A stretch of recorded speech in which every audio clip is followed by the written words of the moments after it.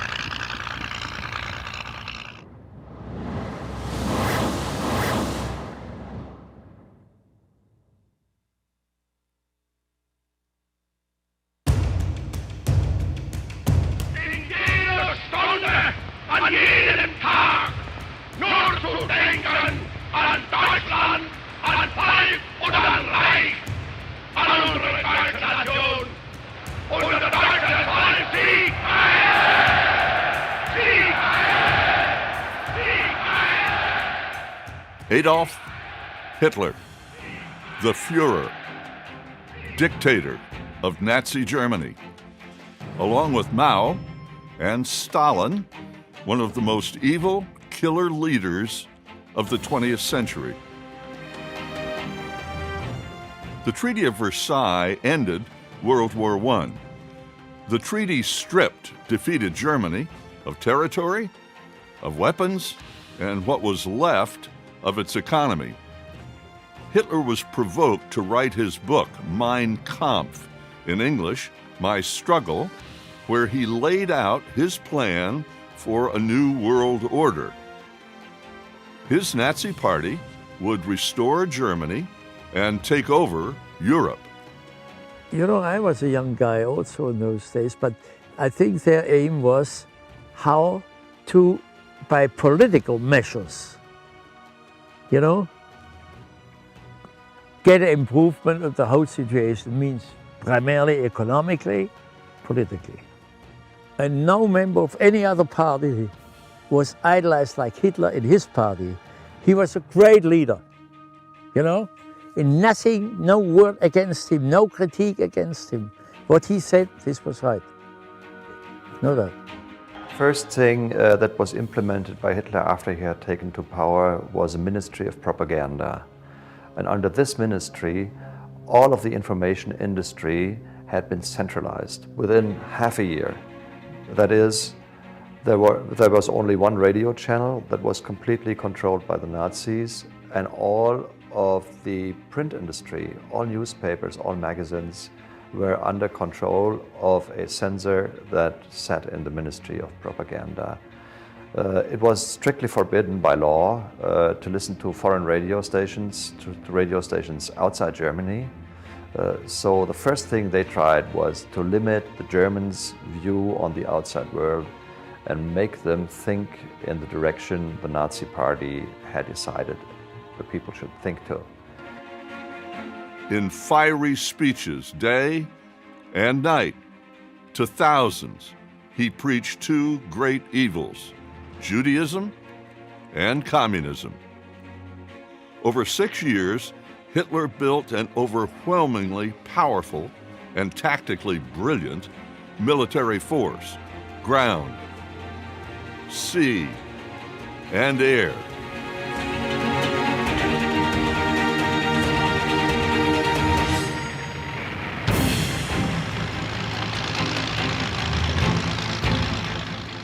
The Me-109, also called the Bf-109, was Nazi Germany's most important fighter aircraft, both in operational importance and in numbers produced. It was arguably the best fighter in the world in 1940. It was faster than the Spitfire at high altitude, could dive more rapidly, and carried a more effective armament of 2 cannon and 2 machine guns. The beginning of the end of the Me-109 as an unparalleled force of aviation began in August 1942 with the introduction of American heavy bombers, such as the B-17, that gave the Allies the ability to bring the fight into German territory. The entire war for the Luftwaffe had been offensive, and because of this, only 2 109 units were stationed to defend the Reich. On top of this, German pilots had never encountered a bomber like the B-17 that could take such a punishment as well as dish it out.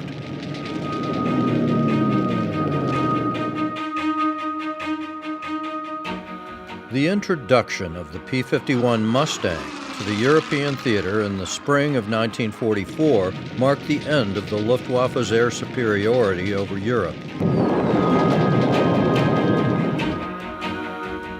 Both aircraft here today are remarkable examples of years and thousands of hours of hard work by dedicated expert technicians. And both, without the support of their owners, would be lost. Bringing World War II's aircraft back to life is full of challenges and excitement. We thank all our Warbird members and teams of talented specialists that keep them flying, preserving aviation history for future generations.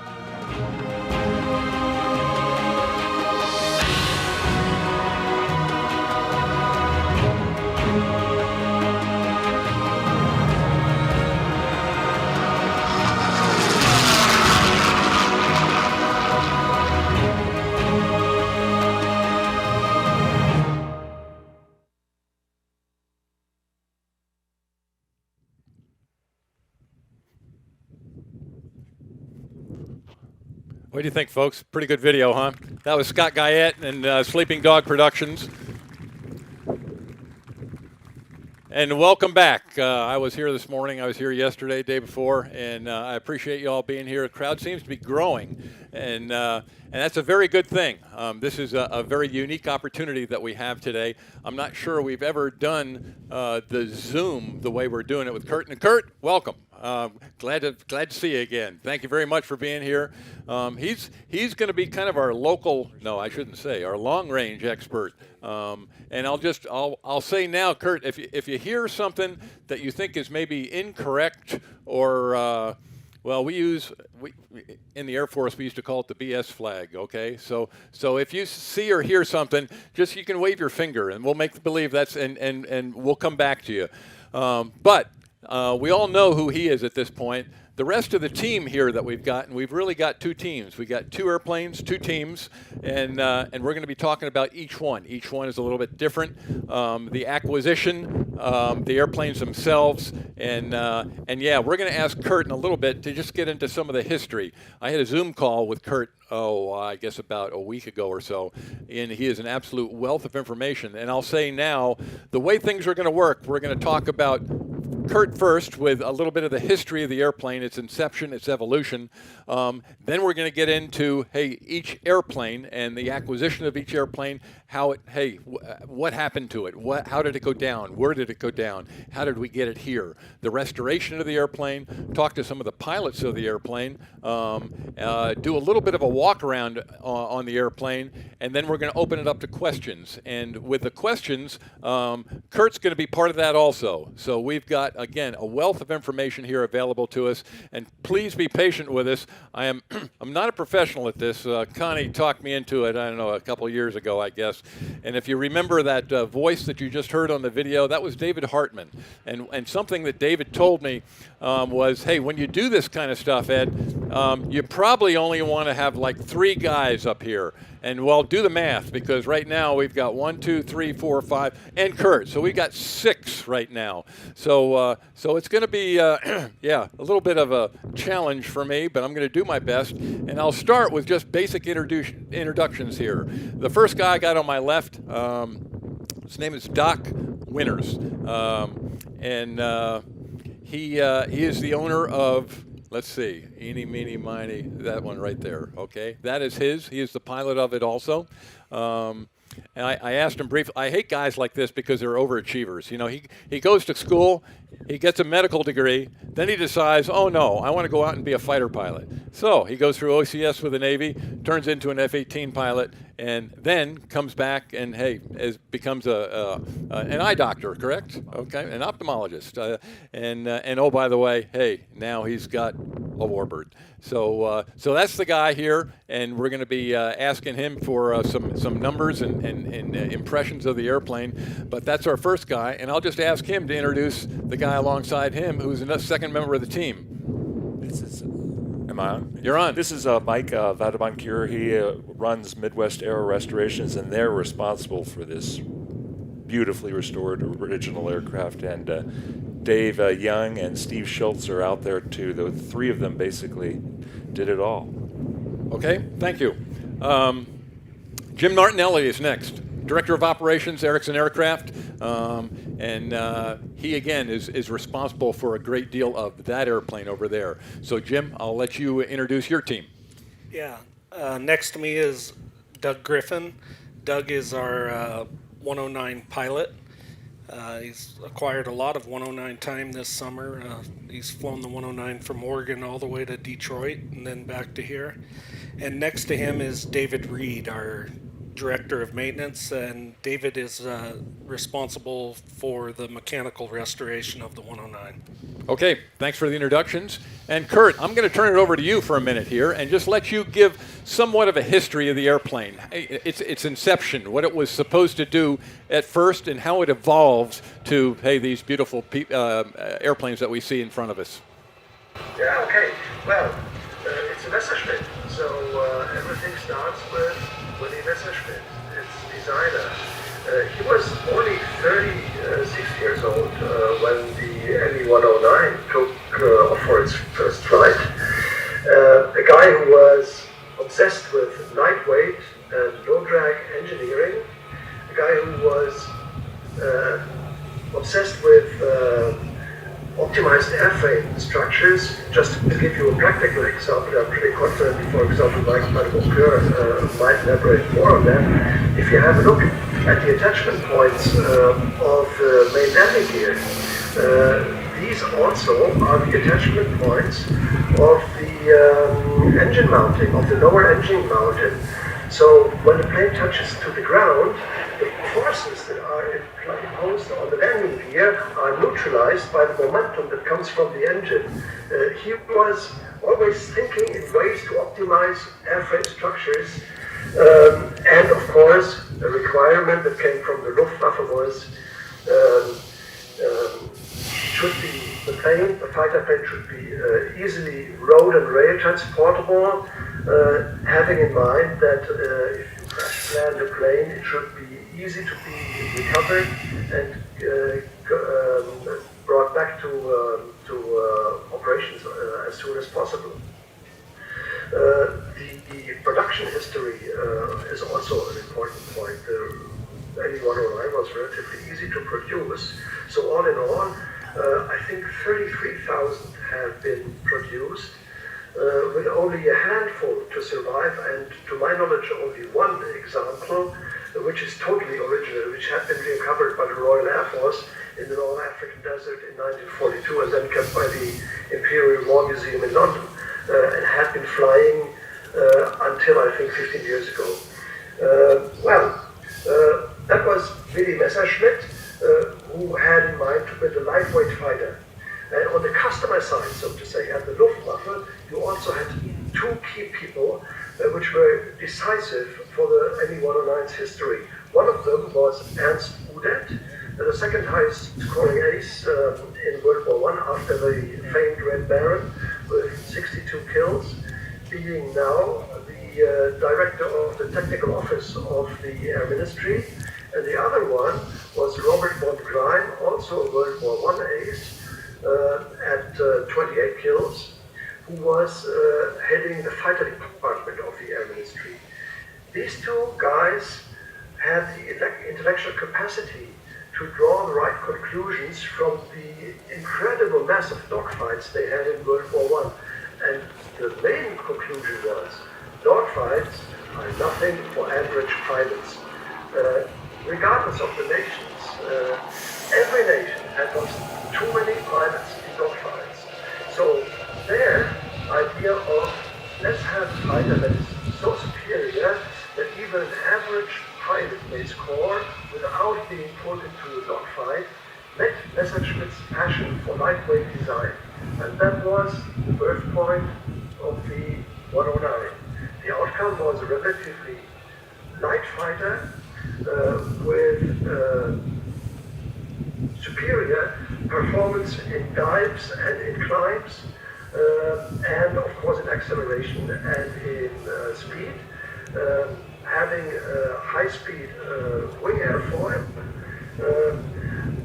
which was not as good performing at low speeds, but for that reason, Messerschmitt had designed mechanically operated slats, which you can see here on the airplanes, which were pushed into the leading edge of the wings when the airflow was tough enough, and which were popping out of the wings or slowly coming out of the wings when the airflow decreased. That helped to control the 109 in low speeds. As for the production history and as for the combat history, just a few brief remarks, and please, General, give me a sign when I'm going overboard. In the first 4 years of the 109's operational history, everything seemed to be confirmed by the war in Spain and by the war in Poland and in France. But there, the 109 only met inferior opposition like Russian biplanes or relatively slow Polish or French fighters, which had something between 50 to 80 knots less top speed than the 109, and then it was easy, of course, to go for hidden combats, and all of these planes were easy prey for an average Messerschmitt pilot. The whole thing turned with the Battle of Britain. There, the 109 met Hurricanes and Spitfires. And now look at the Spitfire. The Spitfire was a dogfighter by design. Look at that beautiful little wing. Look at the higher wing area, which made the Spitfire maneuverable over a much wider range of speed. That was the reason why, in an infuriated debate with the chief of the German Luftwaffe, Hermann Göring, one of the wing commanders of the German Luftwaffe, later to become General of Fighters, Adolf Galland, upon Göring's question, "God, what do you need to really cope with the Britons?" replied, "Give me a squadron of Spitfires." Was back on the top of the agenda again, and the 109 wasn't much of a good dogfighter. It could be easily outturned by the Smith. For that reason, Messerschmitt tried to turn the 109 into a dogfighter, and that was the so-called Friedrich version, or Fox in today's alphabet. And the cowling had been smoothened, the elevator struts had been done away with, the landing, the tail wheel had been made retractable. So here you had the best you could get in airflow of a 109, and for the dyed-in-the-wool dogfighters of the Luftwaffe, of which Gunther Rall was one, whom Connie had mentioned before, the F version really was what they longed for. I once talked about the F and the several 109 versions with Gunther Rall, and he said, "You know, Kurt, flying the F in combat, that was like foil fencing. That was really a capable weapon in the hand of a man who has seat of the pants, who has good spatial orientation, and who is a capable deflection shooter." That was the F. Then the tides turned. Germany was in the defensive.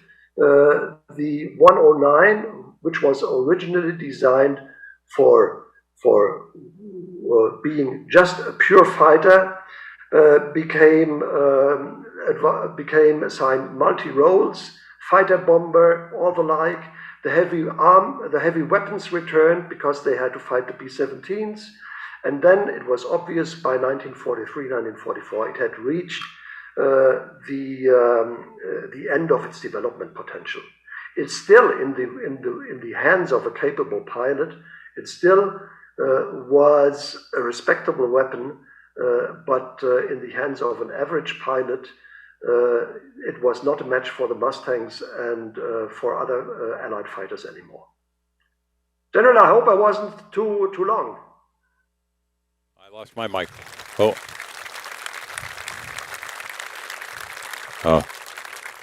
And you guys knew all that, right? You knew, yeah. They're just nodding their head, going, "Yeah, okay." Thank you, Kurt. And please stand by. We're going to have some more questions for you for sure.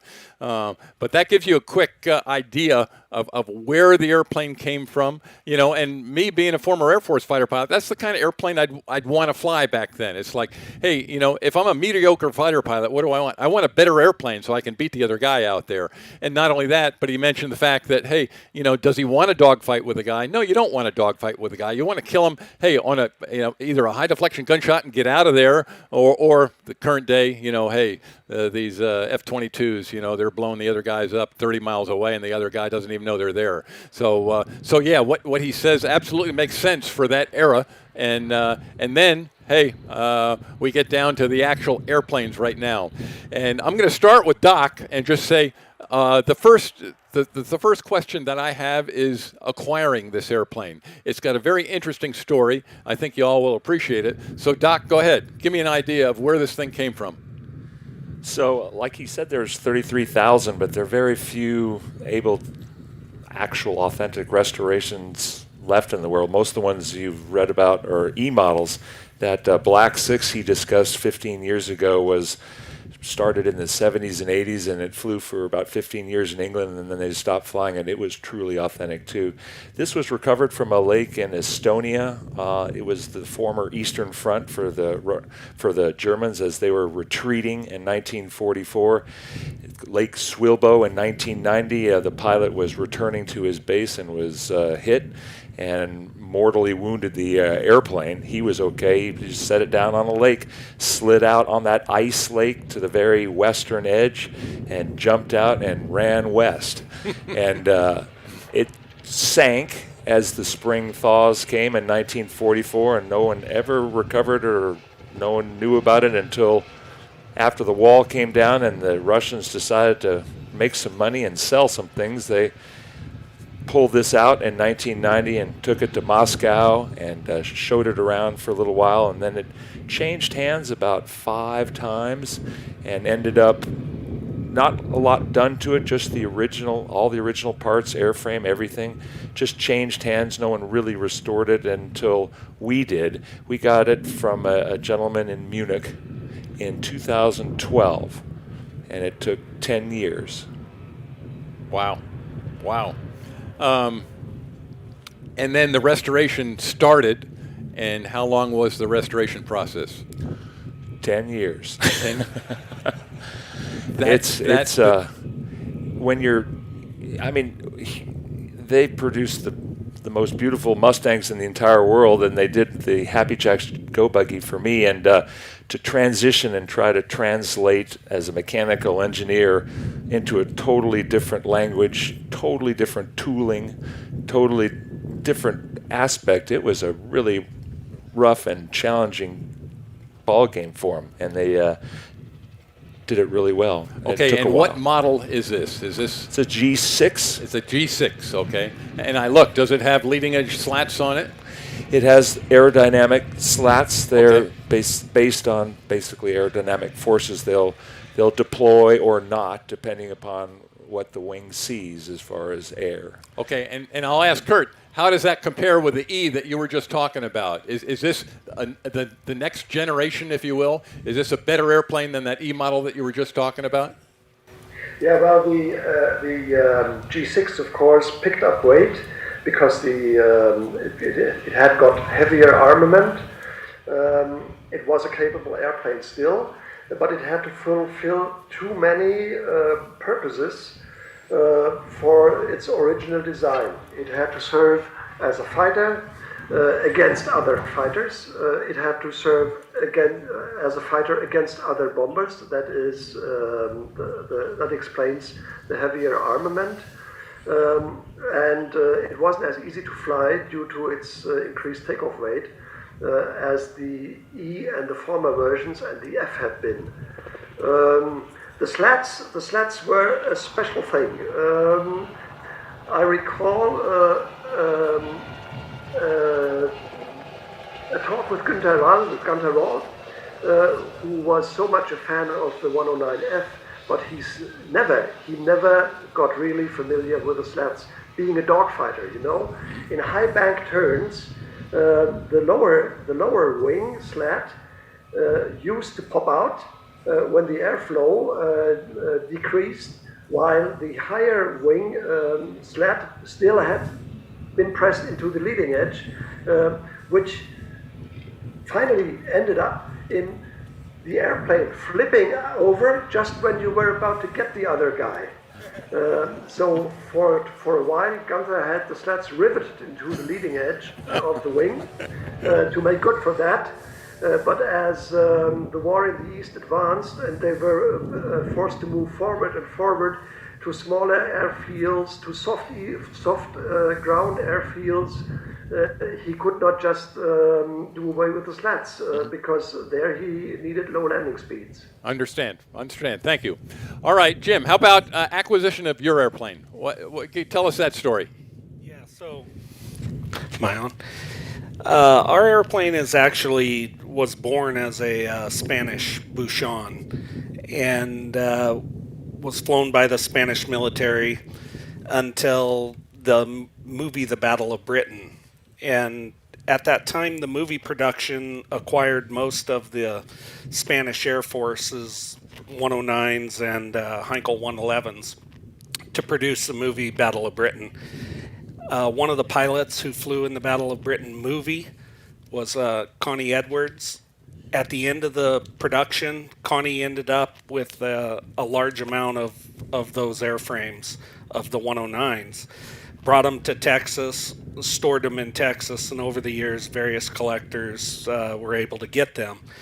In the early 1990s, Mr. Erickson, who owns the airplane, struck a deal with Connie and purchased the airplane and brought it to Oregon and just assembled it and put it on static display. And in 2015, the decision was made to make it airworthy. And took us about 20 months to do what you see here from what we got. Okay, talk about the engine a little bit. I think there's been some engine changes on this airplane, haven't there? Yeah, so Dave will be able to give you more in depth on that. But when we were doing the airplane, the Merlin-powered Bouchon is kind of it just doesn't, it doesn't appeal to that clean 109 look. So Mr. Erickson was thinking, let's try to do something to get closer to what you see here with the Docks airplane. The decision was made to try an Allison. We mocked the Allison up in front of the airplane. We borrowed some G10 cowling from a friend of ours, and we realized we were able to put the Allison literally inside of unmodified G10 cowling, and the prop shaft ended up in the same exact location as where it was on the G10. So engineering was done to develop an engine mount and that stuff, and we put the Allison in it, and here it is. The rest is history, huh? Yeah. Huh. All right. How about Doc? Talk about your motor a little bit. What's in that thing?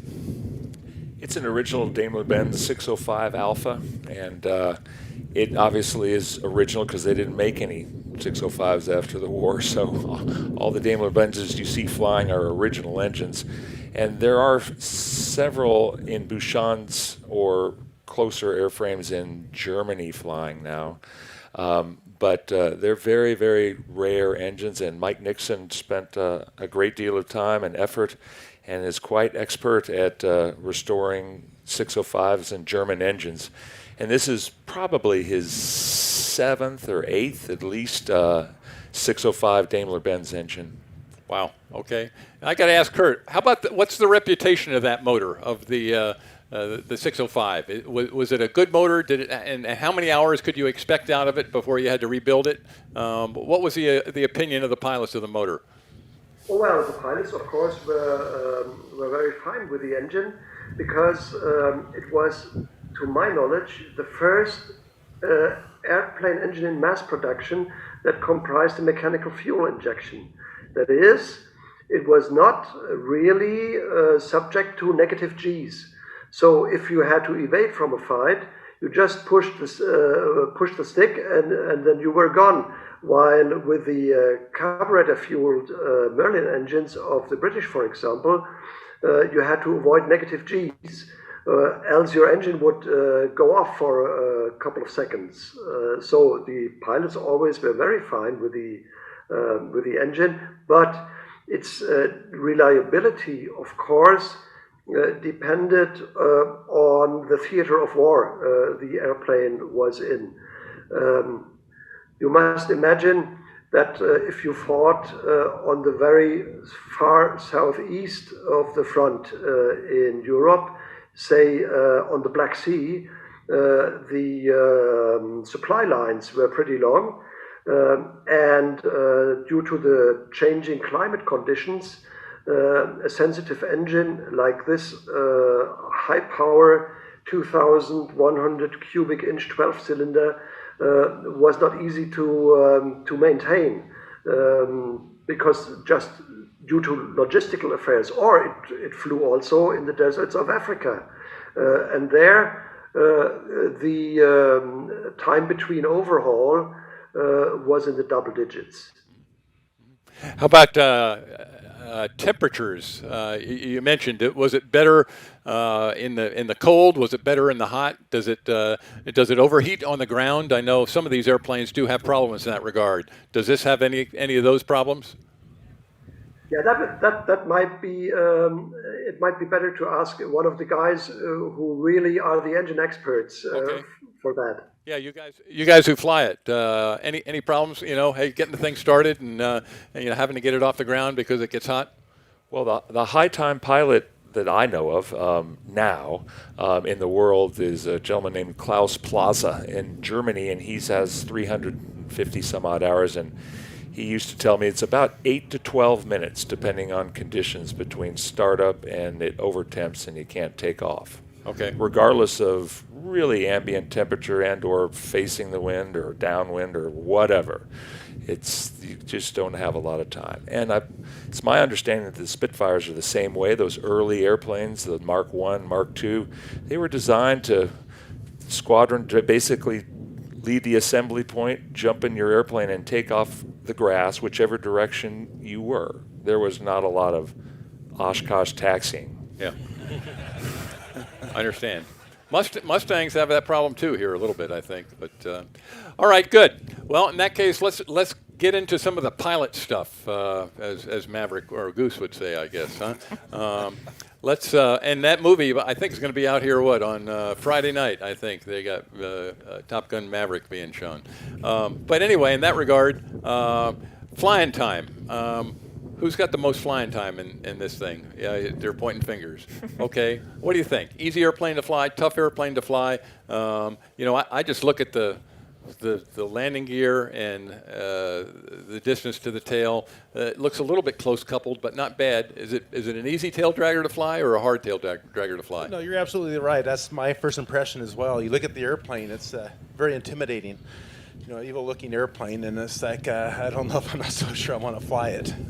It's intimidating, but I figured I'd give it a shot, and I got in it, and I absolutely love the airplane. It's not what you read about in the books in terms of landing mishaps and stuff. The way I fly it is just slow it up. I'm probably about 120 knots on base, slowing up to about 110 on short final, and probably 90 over the numbers. And I just hold it off until it's done flying in a 3-point attitude. And once it hits the ground, you can put your feet on the floor. It doesn't do anything weird. You prefer doing a 3-point to a wheel landing? Oh yeah, I would not wheel land this airplane. Okay. No, I would. I think it would be, with the gear geometry the way it is, and changing with the nose up and down, it would be a handful. Yeah. And plus, you look at it, the way how far forward the gear is, and the tail is really heavy on the ground, weight-wise. It is really heavy. So to have the tail up in the air, if the main's on the ground, you're going pretty good clip. So. Okay, how about just basic cruise? First airspeeds. How fast? If you're cruising to come to Oshkosh, what were you cruising at? Well, looking at FlightAware, I was doing about 250 knots, 240 knots. Okay. Across the ground. Okay. About 210 indicated. Okay, and how much gas you burning? How many gallons an hour? Both the Allison were burning 60 gallons an hour. Okay. Yeah. And how about Doc and yours? Same thing? Well, it's a 605. Kurt can correct me if I'm wrong. It's a much bigger engine than the Merlins and Allisons as far as displacement. I believe it's more in line with the class of the Griffin. So it inherently, since it's a bigger engine, it's going to use more fuel. And we're really young in the program, so don't have quite the numbers, but I'm sure it's in the 70s at least. But it's very quick across the ground as far as when you true it out nicely. And I run in all the German instruments in there, so I run in kph and kilometers, etc. But as far as the landing and characteristics and all that, it was designed, like Kurt said, to basically disassemble it with 3 or 5 guys, put the wings on the side, put it on a rail car, and go to where the front was. Because it's a very short-ranged fighter. It does not have a lot of gas, can't go anywhere, really. So, and that was an Achilles heel for it, of course, right at the Battle of Britain. They really found that out. But go back again. I was always thinking before I started flying it, I mean, you're not going to build a fighter for 10 years, 35 to really 45. They were putting them back together still with us bombing them. You're not going to build 33,000 if they're just an animal. I mean, they've got to be a good airplane, both takeoff, landing, and up in flight. And it is. And then the little experience I've had great people talking to me like Klaus Plaza on how to fly it. And I fly it in really nice conditions, and if you're staying on it, it's just fine. It tracks nicely, it sets down at 3-point just beautifully, it flies around the pattern like it lives there. So I find it to be quite enjoyable. Okay. We've talked about acquisition. We've talked about a little bit about the restoration. I'll talk to the restoration guys here just a second and ask, what was the most difficult part about restoring these things? And I don't care, anybody. All of it? Okay. I mean, parts are probably not readily available, and if you do find them, they're probably very expensive, or you got to manufacture them yourself. Yeah, I would think it would be a tremendously difficult process. Yeah, everything you've said is right on. And you know, another aspect that we've had to deal with was dealing with where these airplanes were built, and so we're dealing with people in Germany and Austria and some in the UK. Careful now. We're dealing with people in Germany. Yeah, and they've been a fantastic help. I mean, we wouldn't have been able to do it without our friends in Germany and Austria, who have some corporate knowledge of operating these types of airplanes. So we could have done it without them. And like I said, we had our own set of challenges here, but when we run out of a part or we run into a roadblock, it's like, well, where do we go? Here in the States, I know where to go for P-51s and so forth, over to Europe. So that added the complexity there was more of time. How long is it going to take for them to make it, or have they made it, or how long is it going to get here, and are they really understanding what I am asking? So that's something we dealt with for 10 years. I understand. How about gas? How much gas? Are both the same? How much does each one airplane hold? Ours holds about 105 gallons. Okay. Yeah, ours is close to about 108, 110. Same. So yeah. You're right. It's really a short range kind of airplane. You're not going to be up there very long. And yeah, interesting. All right. Other points of note, I guess, from a flying standpoint. You guys maneuvered, done acro. You know, is it a high G airplane? What's the G limit on these things? I know you're not going to take them up there, but when they were brand new, what was the G limit? Are we talking, 5, 7 Gs, something like that? About 5 Gs on the airframe. Okay. And you don't do that anymore, probably, right? I mean, most of the time. We'll do aerobatics in it. No, it's a very nice flying airplane. Okay. And are you guys flying at all during the show here? Are you going to be? I don't know the answer to that. No. You guys, okay? So you're not going to see an ME-109 fly. All right. I'm going to turn it over to Kurt here for a minute, because I know he's got some stories about a guy who flew these airplanes for a long time, was very successful, and I'm curious, Kurt, your relationship with that German ace named Gunther. I know you were involved with a book about Gunther. I know you've got a wealth of information involving the guy. I wish I'd had the opportunity to meet him, but yeah, you got a quick story about Gunther Rall, and I'll let you describe exactly who he is if the crowd doesn't know. Yeah, well, Gunther Rall was one of the leading aces of World War II, having scored 275 kills. So I think he's the third highest scoring ace in the history of air warfare. If you have met him, you would have been surprised to have a relatively small, introvert, vivid, but not very extrovert or not very bragging or pretending guy, For me, he was the typical size of a fighter pilot. I cannot tell you in inches, but it was about 1 meter 75 centimeters. That seemed to be something like the standard size of a German fighter pilot, because guys of that size fitted exactly into the 109's cockpit. You should not be 6 feet tall. That's a bit too much for that airplane. Of course, he was like all fighter pilots.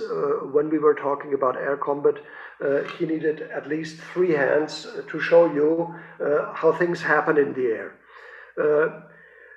I got to know him, I think, very well.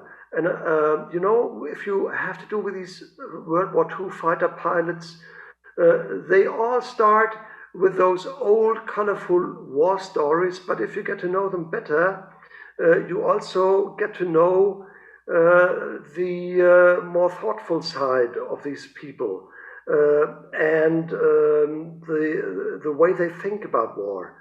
And one thing that comes to my mind was when we were writing Gunther's biography, we were doing it in his beautiful home in Bad Reichenhall. And we had a working day with everything laid out on his kitchen table, as all fighter pilots. He wasn't very much of a guy that was happy to fill binders or something like that. He had everything, all the documents stored in a chest, and then we put it on the table, and I tried to sort it out while a recording device was on the table and we were talking about it. And then it was up to me to put that into proper German language. So we had a heavy working day, and after that was done, we were sitting on the porch. He poured every one of us a glass of whiskey, and for a while we were saying nothing.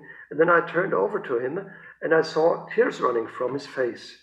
And I said, in these days, we were already on a first-name basis. I said, "Gunther, what's the matter?" And he says, "You know what the real thing is about war?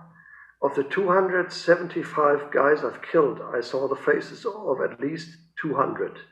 And they haunt me at night because they were my age, they were looking like me, and when we were turning in on the Eastern Front, the combat altitudes were so low you did not have to wear an oxygen mask, so you could really see the other guy, and you knew in 2 or 3 minutes it would be over, finally, for one of either him or you. And with age, this haunts me more and more, it keeps me awake at night." And this was the other side of the guy. He could talk brilliantly about air combat. Even after World War II, he flew the FO-104. He introduced, in fact, the FO-104 to the German Air Force, and he had amassed a considerable number of hours in the FO-104. So he really represents quite a part of aviation, military aviation history. And he always was a fighter pilot. But he was also a very, very thoughtful guy. Thank you. Interesting perspective, and something I don't think any of us knew of that man. I would ask, though, you mentioned the number of kills. I think people would be interested to know, yeah, he shot down a lot of airplanes, but he was also shot down. Is that not correct? Yeah, I think he had to bail out 8 times, and he had one severe crash landing in Russia, an occasion at which he broke his back 3 times. So that brought him into hospital for 9 months.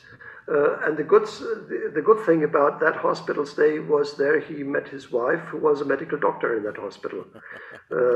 So they married. And then, of course, he would have had the opportunity to withdraw. He would have had the opportunity to fly a desk somewhere in the Air Ministry, but he returned to his squadron on the Eastern Front because he, at the age of 24, for the other guys, was the old man. He was the one who was the squadron commander, and he knew very well these guys relied on him as the old man. They were lost if he would not come back. So he returned to being a frontline pilot and had to fly with cushions for a while because when he touched down, that was very painful for him. And also in combat, positive hygiene maneuvers were painful, but finally he adapted and he made his career until he had scored 275 kills. And at the age of 27, this also amazes me over and over again. At the age of 27, he was in command of a fighter wing that comprised something like 120 fighters and 2,000 men. So these guys really had received a crash course in leadership in wartime. and that at incredible loss rates. He was one of the very few to survive who had flown in World War II from the first to the last day. Okay. If you met somebody like him, Gunther had something like 600 hours in missions, and on a 109, he still was a predator in such an airplane. Though the 109 was by that time, by the end of the war, was technically inferior to a Mustang. As I remember, he also lost his thumb. Is that not correct? Didn't he have? He had his thumb shut off too. So quite an amazing man. All right, thank you, Kurt. We've got about 10 minutes left right now for the official program. I'm going to ask somebody in the group here to do a quick walk around, and we'll only do one airplane, so it doesn't really matter. But we got a okay, eeny, meeny, miny, mo. Okay, looks like it's your turn. Yeah, I'll go ahead and do ours. I'll get up. So ours is the Allison-powered G10 variant of a 109, which is converted from a Spanish Buchan here, what you see behind us. And a number of challenges that we had with restoring this particular aircraft was just fitting the engine, like Jim had mentioned earlier. And with the Curtiss electric propeller, it has all original G10 cowling that we sourced from Eastern Europe, and then also the parts.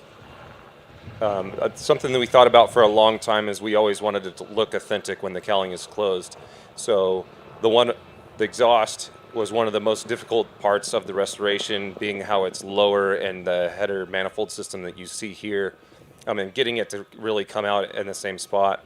Using the induction scoop as the Allison's the downdraft carburetor. And another problem with running the Allison, like they were talking about earlier, is the overheating. And so we actually put oil coolers outboard of the landing gear wells as well, and had new radiators made by Pacific down in Southern California.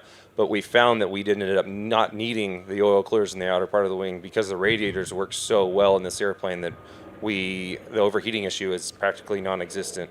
Another neat feature of the later model G10s is the Erlo Hob canopy, which gets rid of the bars and the supports in the earlier canopies. It's a little bit lighter, and then and for better visibility. And then as you move farther aft, the tall tail, where you'll see the counterweight of the rudder goes through the vertical versus the short one, where the counterweight is part of the rudder itself, and it eclipses the vertical. And they did that because of crosswind conditions and a little bit better maneuverability.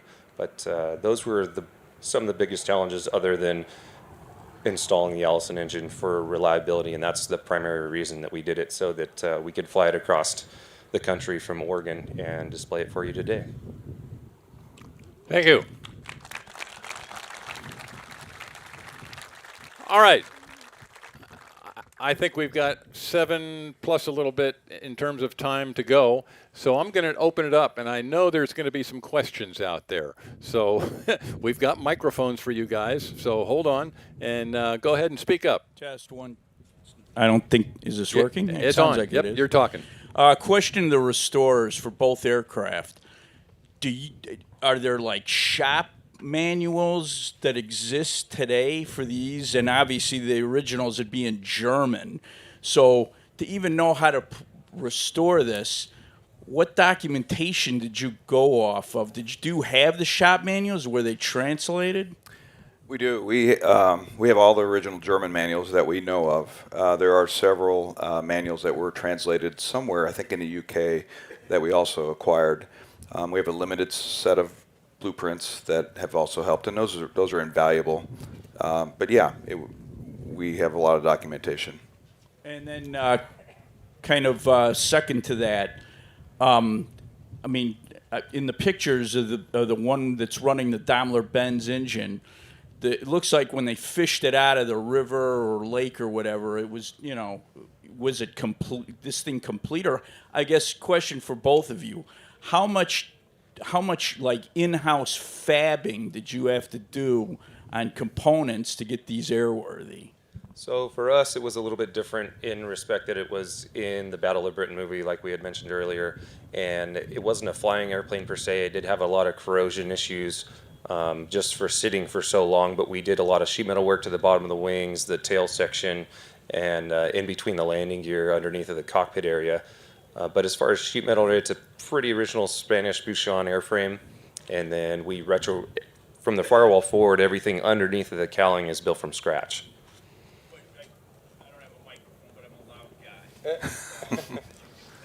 So, what about like subcomponents or systems, not just the sheet metal? Did you have to like take the drawings and have suppliers make these in present day? We did have the blueprints just as they did, and we had said not most things, but a lot of things remanufactured right to the print, as far as all the way down to the metallurgy, the type of metal, the grain structure, and all of that, so it would be functional. I just want to thank you guys for the money that it cost to do this and the time. I've been coming to Oshkosh since 1978, and I've never seen an ME-109 ever physically here, and there's two of them here. And I think one year there was supposed to be an ME-109 and a Focke-Wulf 190 out of California, but for some reason they didn't make it. So again, thanks for bringing this. This is a real treat. I'm kind of a World War II historian, guys. So. Thanks a lot. Thank you. All right, Kyle's got one up there. There we go. Question for Doc. The original fuselage, you were not able to use that in the restoration. Do you have any plans for that original fuselage? Well, actually, we did use parts from the original fuselage, and a really good gentleman in Munich who is great at restoring fuselages from the war is obviously in his German shop. He took it upon himself to use as much of our original fuselage in the restored fuselage that we have now. Okay, thank you. Kyle's got, we got one right here. Paint schemes, and on the G6, is that a recreation of the original scheme? And on the G10, is that Hermann Graf? That's correct, yes. Hermann Graf for the G10. Okay. Yeah, so the G6 here is, we had a lot of residual paint left on the airplane when it came out of the water. We also worked very hard with some modelers. Modeler guys are just off the charts with all this kind of detail. And so we actually hired a guy and he built a fantastic model after looking at all of our skins that we had laying out on the floor, and came up with this pattern. The wing pattern's slightly non-standard, but that's the way it was. So yeah, and then also used the 4100 series serial number BF-109 G6s that had been photographed during the war, kind of threw those together, Erla-built airplanes. And this, according to the historians, is its most likely paint scheme. We certainly had the yellow on the chin cowling, and we had the yellow at the tail as well. Okay.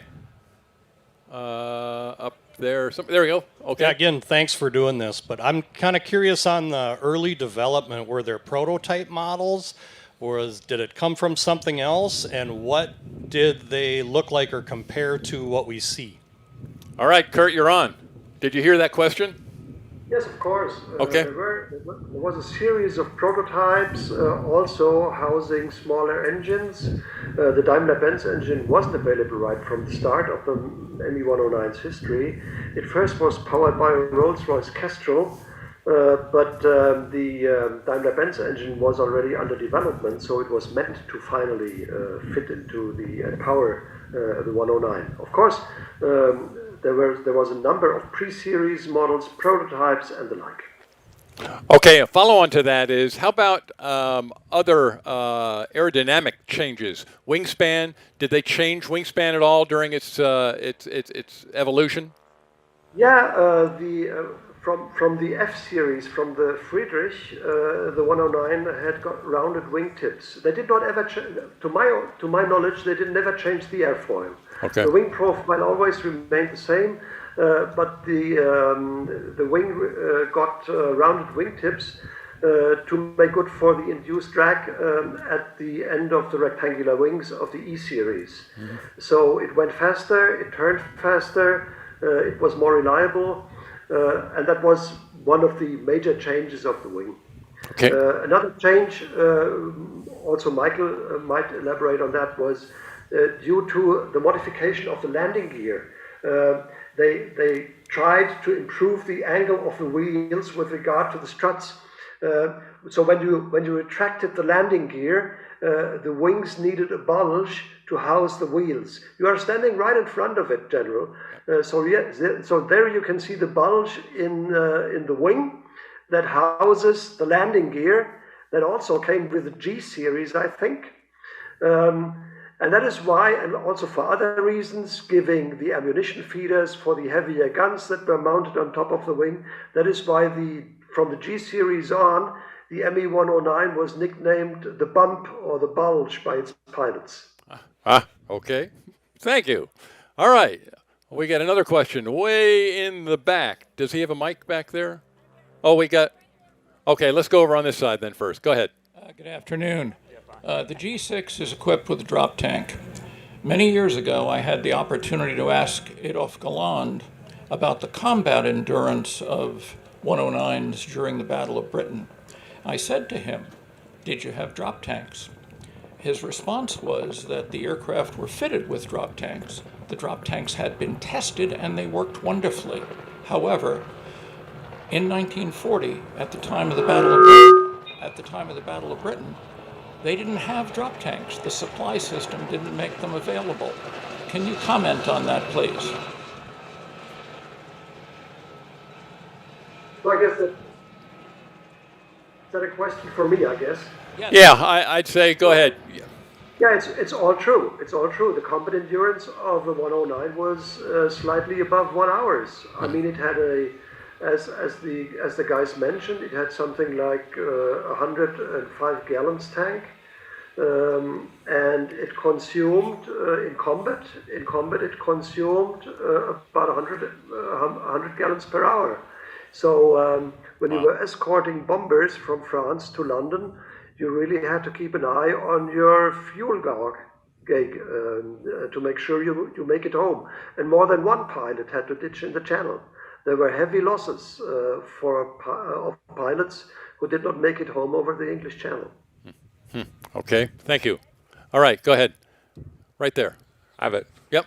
All right, so this is probably more of a tactical question regarding the 109, but I read that starting in 1944, when the Allied bombers were increasing in numbers, and obviously you had the P-51s coming into service, that along with the 109's counterpart, the Focke-Wulf 190, if and when possible, they would try to get both up in the air, and the 109s would be used to divert or distract the escorting fighters, while the more rugged 190s would attack the bombers. And my question is, were those tactics ever effective, or was it a case of futility where there were so many fighters that regardless of how many 109s or 190s were employed in that manner, were they ever effective against Allied bombers? I think that is also a historical question, and Kurt may have some insight into that. I don't know the answer. That was established air tactics by the German Luftwaffe to make good for the deficiencies of both airplanes.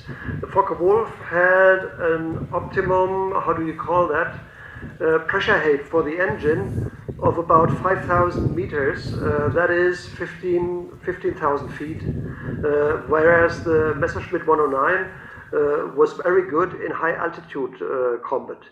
So, and also the Focke-Wulf 190 had an air-cooled radial engine, which was much more resistant to receiving hits.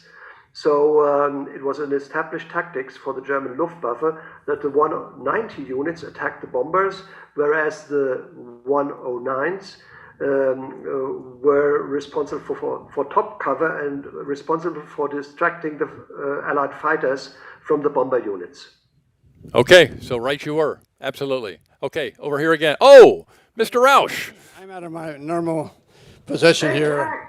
I'm a friend. I'm a friend. No, ladies and gentlemen, this is Jack Rausch, and I will say no more. Obviously, the crowd knows you, Jack. I prefer to be anonymous here, but I'm a friend of Kurt's, And I went to see Gunther in Germany, and I had many occasions in the United States to interact with him. But a couple of things I think that people should know about about Gunther, even this limited time we've got, is that he didn't receive the highest honor from the German from Hitler for his success in the air. He didn't get the swords and diamonds; he just got the swords. And it was also the case that when they were doing the editing of Kurt's book, and he was picking all the pictures of that went in the book, I was present, and he gave me a look at the pictures, and he would he had like little Kodak pictures, and he would comment on what was happening with the person on the picture, and then he would lose a tear, and he would go to the next picture and lose a tear. All the people were dead that he was talking about, and one of the things that come out of one of the many symposiums I prepared with him is that he had the same emotion toward doing the things that were good for his homeland and his family that the American pilots did, and for that reason he became good friends with many of us. Thank you, Jack. And later, if you weren't here yesterday, Bud Anderson was our guest, and later this afternoon, I do believe Bud is going to be doing a walk around with these gentlemen here, I think with Doc, around an ME-109. It could be very interesting to watch a P-51 ace walk around an ME-109, so I can hardly wait for that. All right, other questions? Oh, here we go. Karen?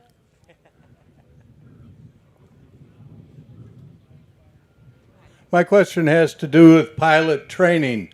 How many hours flying time did new pilots have to have before they went to the 109 in the early stages of the war?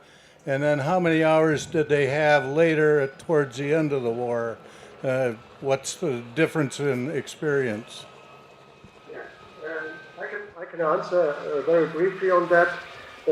Post-war, pre-war pilots, of course, received an excessive training that was largely comparable to the training Bud Anderson had received. I think Bud was shipped to Europe with something like 400 hours in total under his belt. Most of them, of course, in fighters. And that was also pre-war fighter training in Germany.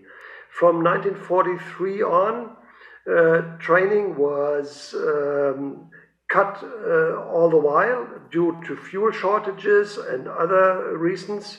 And in the last 12 to 15 months of the war, an average fighter pilot who came to the front line had something like 100 hours in total, 15 hours on type.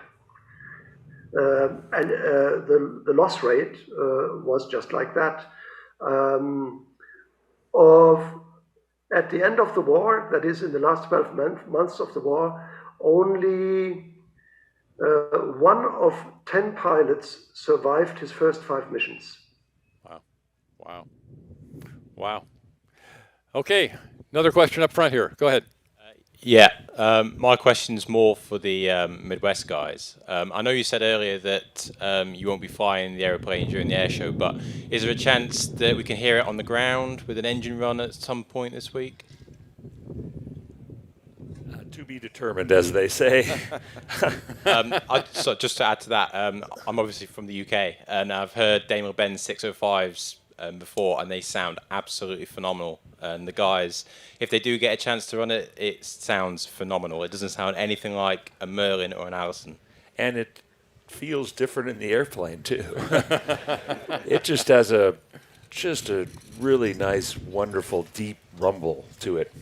If I can add one thing from before about the fuel, someone had a great fuel question. And that was one of the Achilles heels of all the early fighters in World War II was fuel and range. And as you go through a war, you anticipate what you need. And, of course, day one, you don't have what you need. Jack and Jay were nice enough to visit me about 10 or 15 years ago in San Antonio.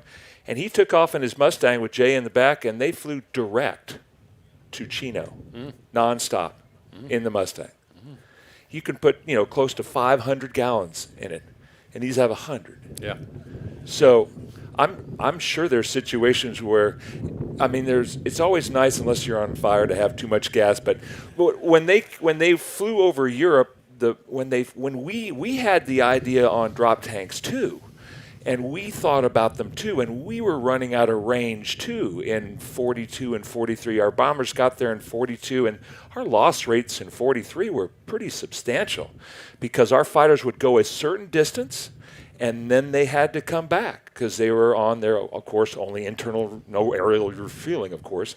So obviously the Germans would be smart and wait to that range until they turned and then descended upon them. Mm-hmm. And of course, once we got ideas on drop tanks, even with drop tanks, the P-47 and P-38, I'm not sure, were nearly as efficient as the Mustang. And it's been said, you know, the Mustang helped shorten the war several months because they could fly all the way to Berlin, fight, and then fly all the way back, all on gas of their own. Yep.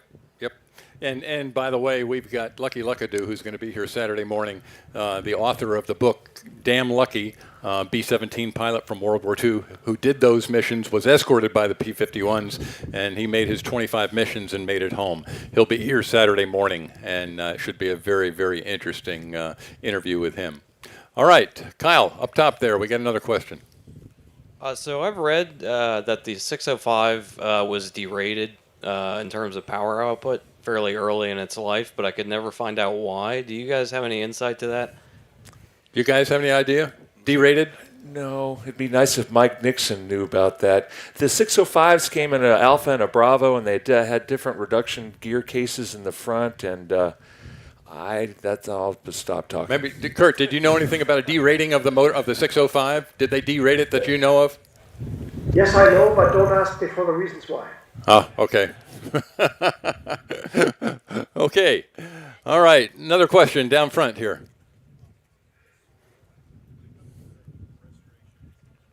Oh. Hold on. We need a mic. We're working on it. Is it on now? Yep, you got it now. When it comes to the restorations, was there one specific part that stands out in your memory from each build that was like either for a technical reason or for another reason just stands out to you that was difficult? For us, from the very beginning, converting all of our procedures from American to German was our difficult step. I mean, we had to retool for a different angle of rivet. We had to retool for different diameters because it's all metric. We had to co-op with the Collings Foundation on a complete set of appropriate DIN rivets. So our goal from the beginning was to make it as completely German as possible. We didn't incorporate any AN American hardware. So we that alone just really had us thinking, what are we doing? But you know, going forward, it may be more difficult to maintain the airplane if something breaks. It's a fitting that we just can't go get. We may have to make it. That's just something that Doc's accepted, and we're going to make it happen. Thank you, Doc. Thank you, Doc. Even though we have the drawings and everything like that with the aircraft, having to translate everything since it's a Buchan from Spanish into English, and then, like they were saying, the metric spec versus the standard. And then plating was another big one that we found. Sending the hardware out to get stripped and replated, and a lot of times if the plating wasn't done to the DIN spec, and they would do it to the United States mil spec, then it wouldn't fit back into the hole that it came out of. So then we would have to work through that issue as well, and that was really challenging. Yeah, we found that early on. We thought, oh, well, most of the hardware appeared to be black. We'd sent it out, got a CAD plated, brought it back. We couldn't get nothing to fit. The precision was so tight that they didn't really do any plating. They just sort of, much like you buy, it's like oxidized. Yeah, so we bought an oxidizing kit and stripped our hardware and oxidized everything. Those darn Germans, you know. That was said many times. All right, other questions? Oh, we got one over here. Go ahead. For the guys flying the Daimler, and since you're flying it, what kind of TBO do you have on the engine? Again, it would be great to have Mike Nixon here. I do believe that they are significantly reduced compared to the Merlins. And even the Merlins, I was told, I don't know if this is true, but like they throw them away at 200 hours even if they were running good. And so they are very time intensive and need to pay attention to every single flight. The man hours per hour of flying is probably going to be pretty gosh darn significant. Okay, got one at the top there. Go ahead, sir. Yeah, question about the cannon, how it's designed and how it fires through the spinner, if you could explain that. And the second question would be about the main landing gear, the camber, the angle of the tires. It seems very excessive. Okay. As you know, the gear is like that, so like we said, it could be transported really quickly, taken apart and gone to the front, and that's why they left the gear like that on the fuselage, so you could just unbolt the wings, put them on the side, and you don't have to touch the engine or the tailplane or anything. Just put it all together, put it on the rail car, and go. Take it off the rail car, put the wings on, and you go flying. And that's why they left them like that. So if they left the gear on the fuselage like that, they had to adapt, obviously, the geometry. And maybe Kurt can help me, too. I do believe they changed the geometry a little bit throughout the war on different types, and they actually had fatter tires on some of the squadrons that flew in tundra where they needed a fatter tire that made even bigger bulge on the wing, and they had to incorporate the angle so it would fit in the wing and not be exposed too much, but you can still see a little exposure. So to answer your question, it was predominantly for I believe their ease of transport. Does he have any comments on the camber? Any comments, Kurt, on the camber of the gear? Yeah, not in detail, but it's perfectly right. The main landing gear had been reworked several times, also to make good for the constructive deficiencies of the whole thing. The longer war lasted, the more unexperienced the pilots were that were put on training in the 109, and the more difficult it became for an unexperienced, because the pilots were so unexperienced, to take off and land in that thing without really doing harm to it. I recall one story of a very experienced man who had 59 kills in the 109 only against Western allies, and whose name was Julius Meinberg. And one day Julius was invited along with me to an air show in England at the Shuttleworth collection, because they wanted to have an ace of the Battle of Britain. And all the planes in the Shuttleworth collection were piloted by active Royal Air Force pilots who next Monday morning were to strap in their Phantoms and other and Jaguars and things. So after the show, they asked Julius Meinberg, "Sir, how many kills do you have?" And he said, "Yeah, well, I did not really count exactly, but I guess it was 59. "And did you ever have a dogfight with a Spitfire?" "Oh yes, several." "And how many Spitfires did you shoot down?" And he said, "Well, something around 40. And for a minute, everything fell silent. And then he said, "But you know what? I crashed so many 109s on air talk and on takeoffs and landings that normally your king should have awarded me the Victoria Cross."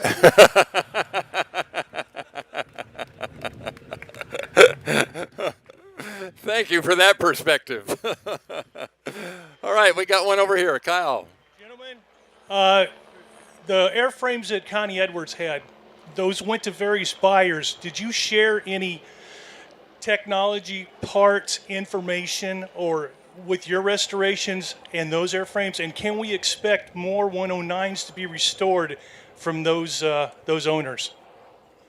Yeah, we didn't really share a lot. Those when they were bought out in a kind of a lump sum, they went to Europe and were dispersed around. Most of them have been restored to flying condition as Bouchons. I wouldn't say we really shared much with them. Much like the Midwest guys were saying, we dealt with a lot of modelers and a lot of other people in Europe who are kind of in the 109 world. Okay. Thank you. Oh, we got one right here. Yep.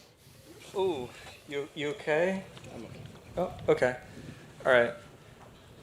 Oh, is this? Oh, perfect. Okay, so I have a historical question about the 109 that I hope isn't too out of the box. But when it was first selected by the Luftwaffe, did it have to compete with other models of fighters? And if so, what were they? And how did the 109 win? Good question. Go ahead, Kurt. You're the guy on that one. Yeah, of course there was a competition against airplanes from Heinkel, from Arado, from all the major German manufacturers, and it was a tough competition. But still debate is going on. Why did the Me-109 win this competition? Because other airplanes, for example, had that wider track landing gear. Other airplanes seemed to have been aerodynamically smoother than the 109. For example, the Heinkel 112 had an elliptical wing like the Spitfire and was more of a dogfighter. So debate is still going on. Why did the 109 win? And all the records of these days have been lost in World War II. But it's my guess that it won finally because it was so easy to manufacture. And as Doc pointed out, it was easy to transport. It was rail and road transportable, and that really mattered in a war of movement that Hitler already had in his mind. Okay, thank you very much. All right, we've got last question. We've got the last question, and yes, we have a youngster. Go ahead. What's the fuel consist? Fuel capacity compared to a Spitfire. Fuel capacity compared to a Spitfire. What's the fuel capacity compared to a Spitfire? I believe the Mark 9 Spitfire, Mark 5 and 9, which are right around the time frame of these, it's pretty comparable. I think they hold like 115 or 120 gallons, and Doc says 108. Ours holds 105. So I think they're within 10 or 15 gallons of each other without drop tanks. Okay, thank you very much. And with that,